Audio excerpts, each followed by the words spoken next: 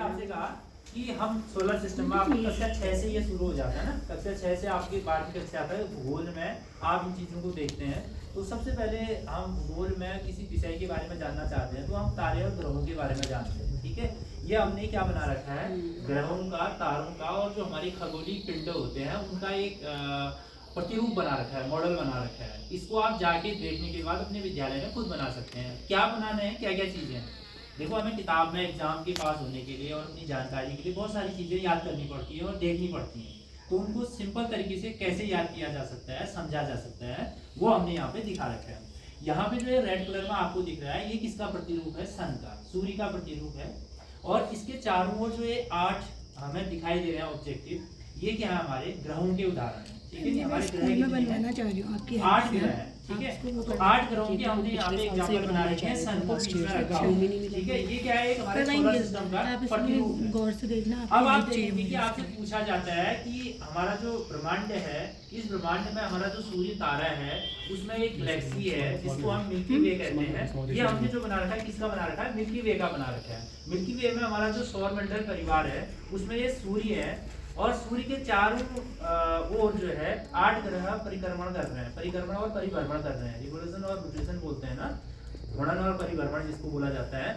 तो सबसे पहले आप देखेंगे 2 तरीके से पूछते हैं, क्या होता है, ग्रह 8 है तो सबसे नजदीक का ग्रह बोलते हैं ना, तो सबसे नजदीक का ग्रह कौन सा है, बुध है। उसके बाद कौन सा है, बुध के बाद शुक्र, फिर उसके बाद पृथ्वी, फिर मंगल, फिर बृहस्पति, फिर शनि, फिर अरुण, फिर वरुण, ऐसे है। अब देखो, ये तो आपको आ गया, लेकिन कलर के अनुसार, आकार के अनुसार हम कंफ्यूज कर जाते हैं। तो इस मॉडल से हमें एक चीज समझ में आएगा, क्या आएगा बच्चों, देखो यहाँ पर सूर्य है, सूर्य के पास से हम देख रहे हैं ये शुक्र ग्रह है यहाँ पर रखा हुआ। इस साइड पे हम जा रहे हैं तो इसके नजदीक पे सबसे नजदीक ये है बुध।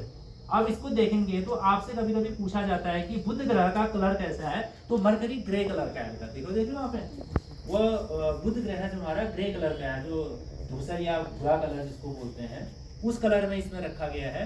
तो उसका आकार यह है, और ये सबसे छोटा भी है और सबसे नजदीक भी है। दूसरा ग्रह हमारा आता है शुक्र, जिसको पृथ्वी की बहन भी बोला जाता है ना, सांस का तारा और सुबह का तारा जिसको बोला जाता है, वो शुक्र ग्रह है। ये कौन सा है, ये है, ये सुनहरे कलर में होता है, गोल्डन कलर में, वैसे ही दिखेगा आपको जो है।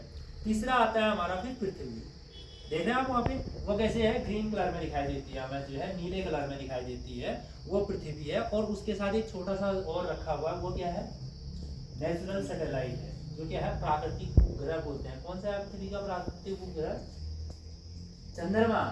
पृथ्वी के चारों ओर घूमने वाला प्राकृतिक जो उपग्रह कौन सा है, वो चंद्रमा रखा हुआ है। फिर हम जाते हैं तो ये आता है मंगल, पृथ्वी के पास में। ठीक है, फिर मंगल से हम आगे जाते हैं तो जिसमें वलय बने हुए हैं, गैसियस वो जो है, वो कौन सा है, जुपिटर है। कौन सा है, बृहस्पति है। और बृहस्पति के बाद हम जाते हैं तो कौन सा आता है, शनि, उसके अपने छल्ले हैं। ठीक है, फिर उसके बाद हम जाते हैं तो ये आता है अरुण, और लास्ट में आता है वरुण। इनके कलर भी हैं, ये नीले कलर का दिखाई देता है और वो ग्रीन और नीला दोनों दिखाई देता है। कौन सा, वरुण ग्रह हमारा जो दिखाई देता है। अब 2 चीजें होती हैं, एक तो होता है क्रम के अनुसार, कौन सा, बुध, शुक्र, पृथ्वी, मंगल, बृहस्पति, शनि, अरुण और वरुण। एक तो एक क्रम के अनुसार हो गया ग्रहों को जब हम पढ़ते हैं। दूसरा हम क्या करते हैं, आकार के अनुसार, कि सबसे बड़ा ग्रह कौन सा है। कौन सा है सबसे बड़ा ग्रह, सबसे पहले बृहस्पति, फिर उसके बाद शनि, फिर उसके बाद अरुण, फिर उसके बाद वरुण, फिर उसके बाद पृथ्वी, फिर उसके बाद शुक्र, फिर उसके बाद मंगल, फिर उसके बाद बुध।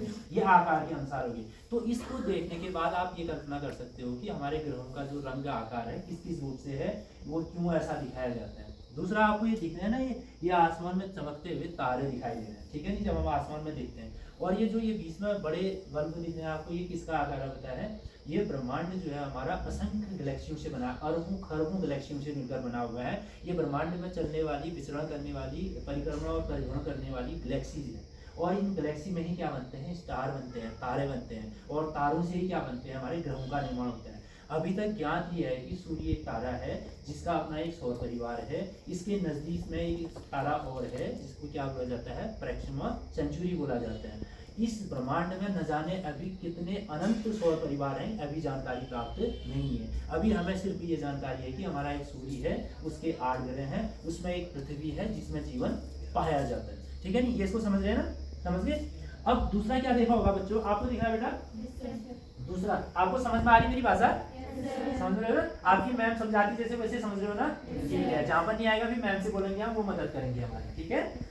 और दूसरा क्या है बेटा, आपने आसमान में सुना होगा ना, पहले सप्तऋषि बोलते थे ना घरों में, हमारे सप्तऋषि मंडल दिखाई दे रहा है। तो बच्चों कहाँ दिखाई देता है पता है आपको सप्तऋषि मंडल?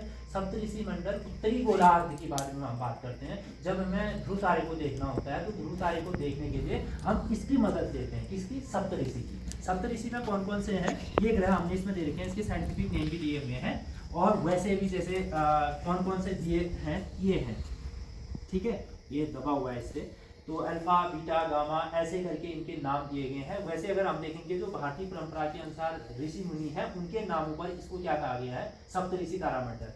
अब इस सप्तऋषि मंडल का हम ध्रुव तारे को देखने में कैसे करते हैं? क्या दिखाई देता है बेटा? ठीक जब हम उत्तरी गोलार्ध में होते हैं, हमारे सर के ऊपर बोला जाता है कि ध्रुव तारा है, ठीक है, इसको क्या बोलते हैं? पोलारिस बोलते हैं अंग्रेजी में। तो उसको देखने का क्या तरीका होता है? एक उर्सा मेजर होता है और एक उर्सा माइनर होता है, दो तारों का समूह है। इनकी जो टेल है, उर्सा मेजर का ये भाग और उर्सा माइनर का जो टेल, अर्थात जो पीछे पूंछ दिखाई दे रही बेटा, वो जो स्टार है, इस स्टार को देखकर आप सीधे उत्तरी गोलार्ध में जब अपने सर के ऊपर देखोगे तो आपको क्या दिखाई देगा? ध्रुव तारा। वो क्या बना रखा है हमने सिमुलेशन का, जो है ध्रुव तारा है। जब भी आप यहाँ पर उत्तरी गोलार्ध में आसमान की ओर देखेंगे और आपको सप्तऋषि तारामंडल दिखाई देगा, उसमें उर्सा मेजर और उर्सा माइनर, अभी मैं सिमुलेशन दिखाऊंगा एक ऐप आपको, तो उसका जो टेल है, पूंछ है, वहां पर जो चमकता हुआ तारा दिखाई देगा, इस 7 तारों के समूह पर 7 तारे होंगे, 1 2 3 4 5 6 7। तो 7 तारों के जो टेल होगी, पूंछ होगी, वहां पर जो सबसे चमकीला तारा होगा वो क्या होगा? ध्रुव तारा। इसी के आधार पर हम क्या करते हैं? उत्तरी गोलार्ध में मानचित्र का अध्ययन करते हैं कि हम उत्तर की ओर जाएं कि दक्षिण में। अगर ठीक वहां पे हमारा उत्तर दिखाई दे रहा है तो ये भाग हमारा साउथ होगा, ये वेस्ट होगा, ये ईस्ट होगा। भूगोल में और वैसे जैसे आपने क्या सुना होगा, घर में हमें समझाते हैं ना, ठीक सामने पूरब, पीठ पीछे पश्चिम, बाईं ओर दिशा दक्षिण, दाईं ओर उत्तर, ठीक है नहीं, ऐसे बोलते हैं। लेकिन भूगोल में ये वाला कॉन्सेप्ट नहीं लगता है। अब ठीक सामने पूरब, पीठ पीछे पश्चिम, अभी तो मेरा क्या है? ठीक सामने। अब पूरब यहाँ कहाँ हो गया? पूरब तो इधर है, ठीक है, और पश्चिम यहाँ कहाँ है? ये तो दक्षिण है। बाईं ओर दिशा दक्षिण, दाईं ओर दक्षिण, ठीक है नहीं, ये बाईं ओर दिशा उत्तर, दाईं ओर दक्षिण। तो कहने का तात्पर्य है कि ये ज्योग्राफी में इधर क्या होता है? ज्योग्राफी में ये वाला भाग माना जाता है नॉर्थ, और ये भाग माना जाता है क्या? साउथ। ये माना जाता है नॉर्थ और ये साउथ, और ये माना जाएगा इसका क्या? ईस्ट। और ये वाला भाग सर है आचार्य सर है हमारे बीच में सर, ये इस प्रकार से हम अध्ययन करते हैं। और ये बेटा क्या है? सूर्य का एक मंडल है जिसमें कहते हैं, वैसे सूर्य तो हमें एक ही भाग दिखाई देता है ना, खाली प्रकाश जैसा, लेकिन उसमें 6 भाग है। इन 6 भागों में क्या है? कहाँ संलयन होता है, कहाँ हाइड्रोजन हीलियम होती है, और कहाँ पर जो है ये इससे कोरोना निकलता है, कहाँ दिखाई लेयर है, उस लेयर से हमें प्रकाश प्राप्त होता है जो हमें दिन के समय दिखाई देता है। इसको क्या बोला जाता है? फोटोस्फीयर बोला जाता है, ठीक है नी। ये फोटोस्फीयर वाले भाग से हमें जो दिन का तापमान है वो दिखाई देता है। एक चीज़ क्या होती है बच्चों, हमने नहीं देखा लेकिन हमने किताबों में पढ़ा, उत्तरी गोलार्ध में जो है रात्रि के समय आसमान में बिल्कुल जैसे आतिशबाजी होती है वैसा होता है। आप 12th वाले बच्चे जानते होंगे, बाहर वाले हैं ना इसमें फिजिकल ज्योग्राफी में। दक्षिणी गोलार्ध में भी ऐसे ही क्या होता है? प्रकाश चमकता हुआ दिखाई देता है। तो उत्तरी गोलार्ध में बोलते हैं ऑरोरा बोरियालिस, और दक्षिणी गोलार्ध में बोला जाता है ऑरोरा ऑस्ट्रेलिस।